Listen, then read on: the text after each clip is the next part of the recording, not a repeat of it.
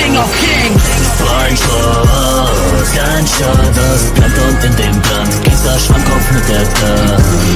Blindspot.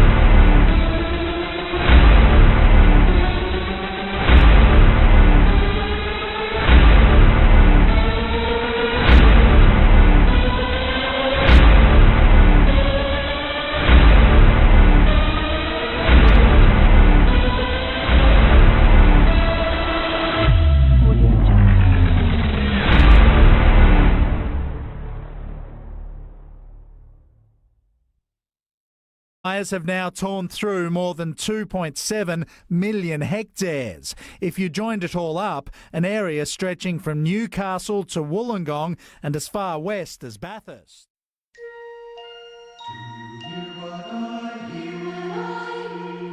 Look at this map of Australia, because this is where the fires are burning right now. You can see it's across the entire country, but obviously New South Wales, around Sydney, Queensland, around the state capital Brisbane, is where there's most concern. The Greater Sydney area, for the first time on Tuesday, the fire danger rating was at catastrophic. Officials have declared a state of emergency across New South Wales. So too have 42 local government authorities to the north in the state of Queensland.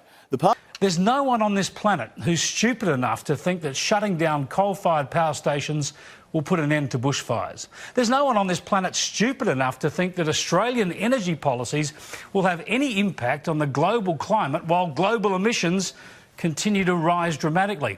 There's no one on this planet stupid enough to think that if every person in Australia stopped using their cars and only used renewable energy, it would make any difference to any climate anywhere in the world. Well, the 11,000 scientists who declared a climate emergency last week because of global warming are perhaps that stupid. Among their urgent recommendations, we should leave remaining stocks of fossil fuels in the ground, presumably so they don't get to those coal-fired power stations in the first place.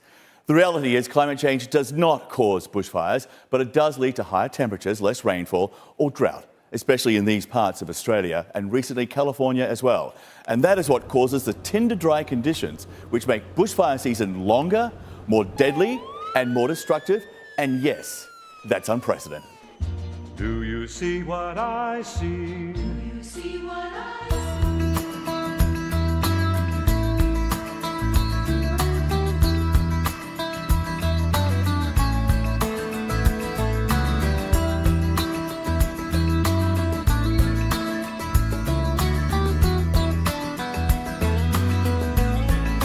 Walking round the room singing stormy weather at 57 Mount Pleasant Street. Well, it's the same room, but everything's different. You can fight the sleep, but not the dream. Things ain't cooking in my kitchen. Strange affliction wash over me. Julius Caesar and the Roman Empire couldn't conquer the blue sky.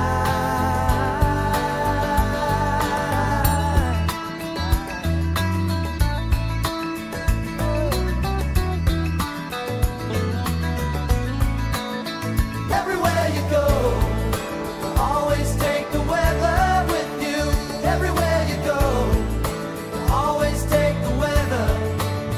Everywhere you go, always take the weather with you.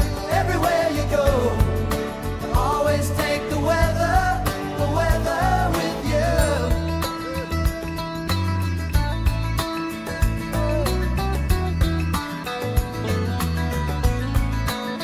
Well, there's a small boat made of China. It's going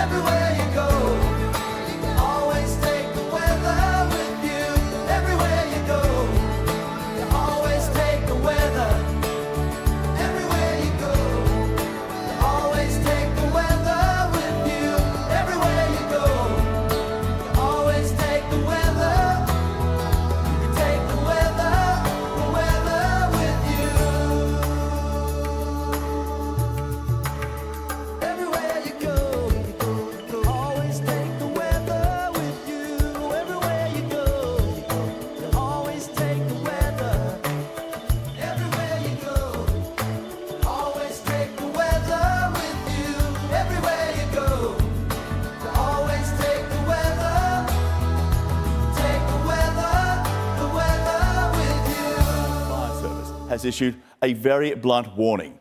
Due to the scale of the fires and the dangerous conditions, if you need help today, you may not get it.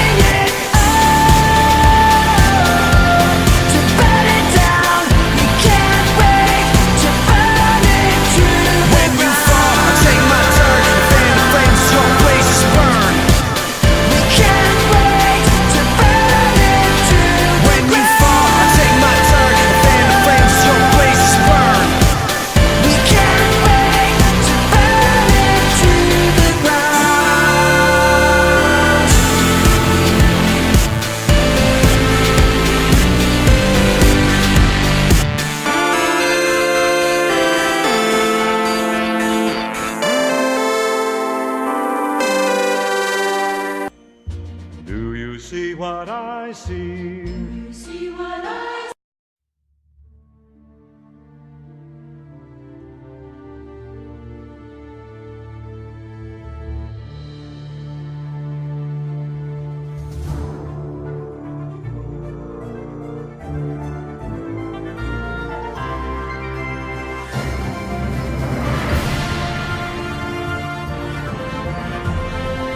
I first stumbled across Agenda 21 in about 2008, and quite frankly my first reaction was to dismiss what I was reading, because I didn't believe that any government in Australia would take us down this road.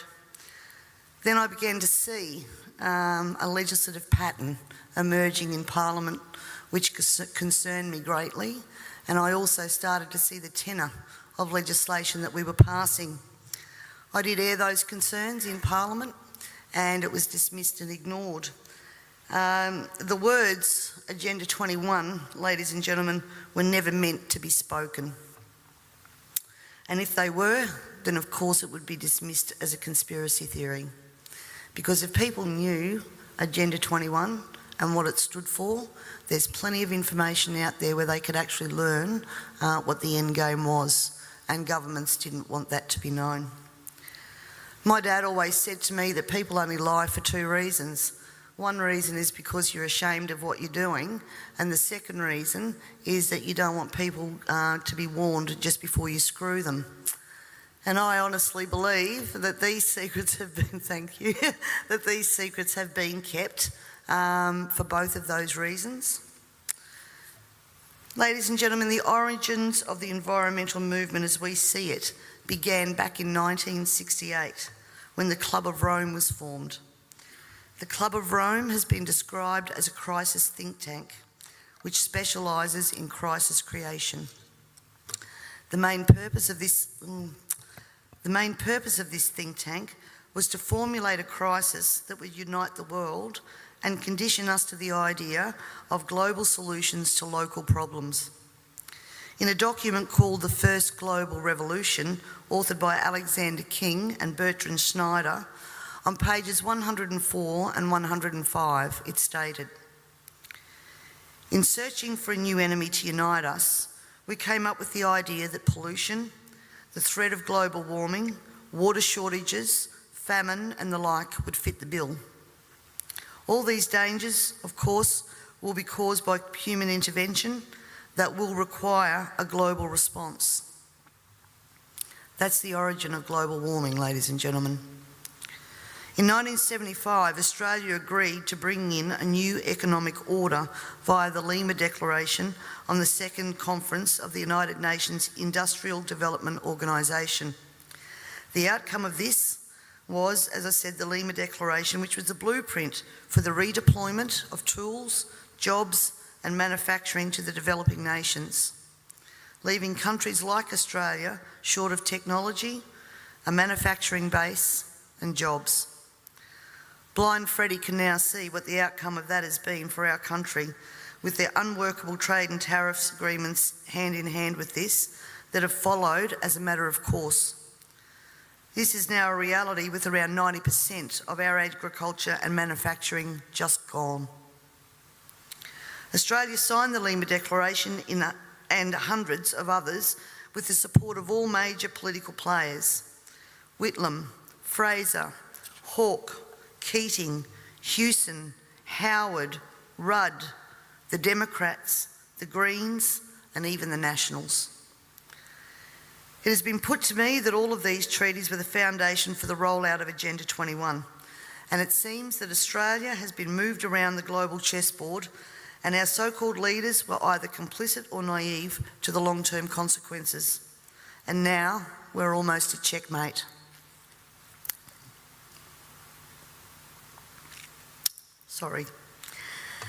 In 1992, former President of the United States, George Bush Sr. said, "Effective execution of Agenda 21 will require a profound reorientation of human society, unlike anything the world has ever experienced. A major shift in the priorities of both governments and individuals, and an unprecedented redeployment of human and financial resources. This shift will demand that a concern for the environmental consequences of every human action will be integrated into individual and collective decision-making at every level." Cutting through the code, I want everyone to consider what the words "profound reorientation of all human society" and "unprecedented redeployment of human and financial resources" actually means. For everyone here tonight not familiar with Agenda 21, I would suggest that this is the beginning of your learning curve, not the end. In 1992, Maurice Strong, Secretary General of the UN Earth Summit and member of the Club of Rome, said, "It is clear that current lifestyles and consumption patterns of the affluent middle class, involving high meat intake, consumption of large amounts of frozen and convenience foods, use of fossil fuels, ownership of motor vehicles, small electrical appliances, home and workplace air conditioning, and suburban housing are not sustainable. Put those statements together with the previous one, and it must become clear that Agenda 21 is about controlling every aspect of our lives: how we eat, what we eat, how much we eat, how we move around, food production, the amount of food, and where we even live.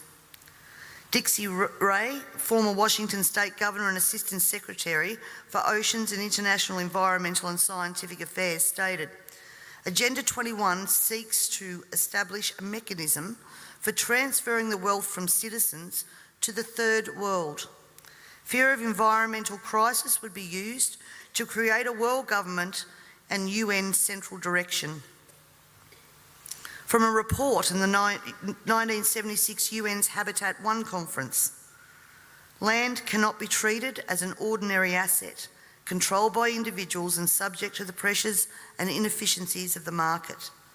Private land ownership is also a principal instrument of accumulation and concentration of wealth, therefore contributes to social injustice.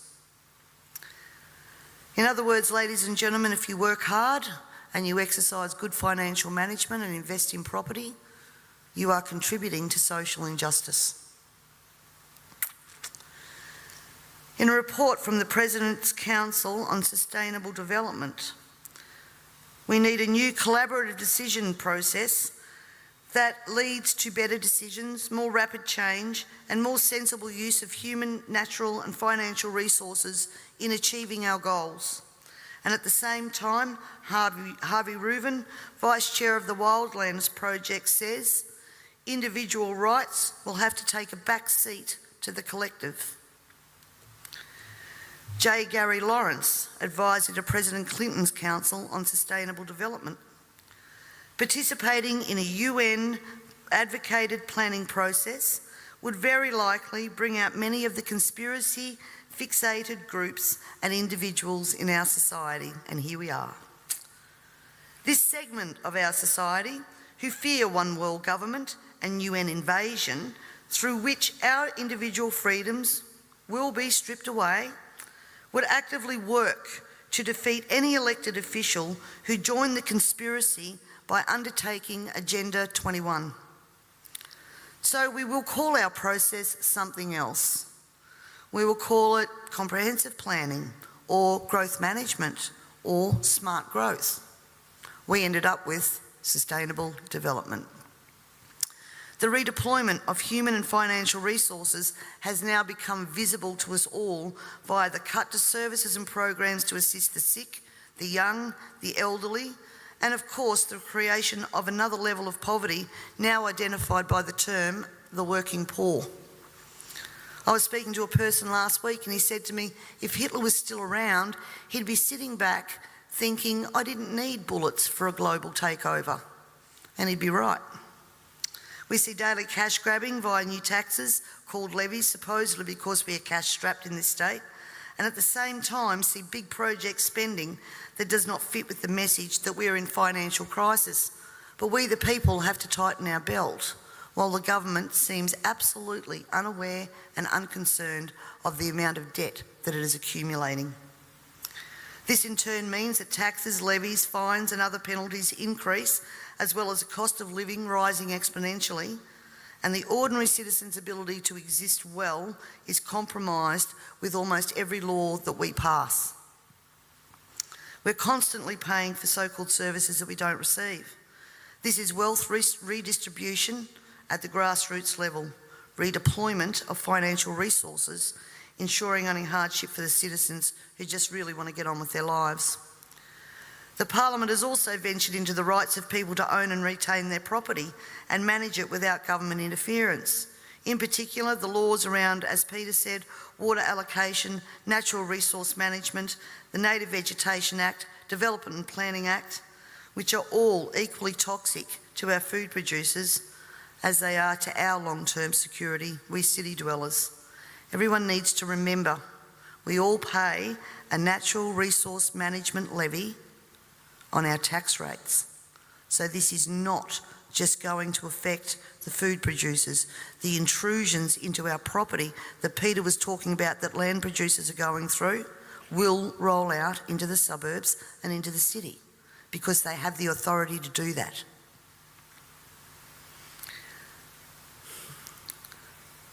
We all have already fiddled in Parliament with land titles of people in rural areas, and I'm talking about the Barossa and McLaren Vale legislation that passed. And the buzzwords used to justify that was heritage status. At the same time that our right to own and manage our land, have access to water, produce adequate food to ensure that our only option is not to consume often toxic and substandard food from places like China, this government has been working overtime to take away our rights to common law through many pieces of legislation. Common law is what guarantees us an ability to correct injustices. This coming year, I promise you, you will also hear debate over a number of pieces of legislation that will further erode our common law rights. And you have to get behind me on this, ladies and gentlemen, to stop this from going through. As Agenda 21 became more and more apparent to me, I began using the line in Parliament that government was now declaring war on its own citizens. And that goes back as far as 2008. This, of course, led me to being labelled a conspiracy theorist. But here we are now, openly talking about Agenda 21 and the ramifications we will see in a short period of time if this is not stopped in its tracks. Let me just say that I often hear we cannot stop what is happening. Two-party preferred system, vote Labor, vote Liberal, what does it matter?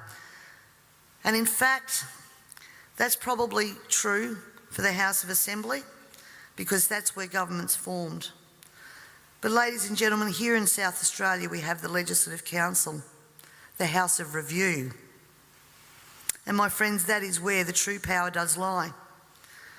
And the last thing that governments want you to understand is that no matter who is in power, the Legislative Council is there for checks and balances.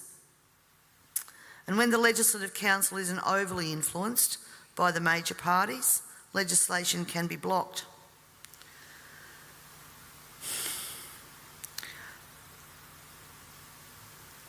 Remember, on most of these policies that I've spoken about here today, there has been bipartisan support for everything that has gone through. When the major parties join together, then the crossbenchers and minor parties, basically our vote is null and void. The way to avoid that is to make sure that when the major parties do join together, they don't have the numbers. For way too long now, we the people have been asleep at the wheel, and it is time to wake up and participate in the democratic process.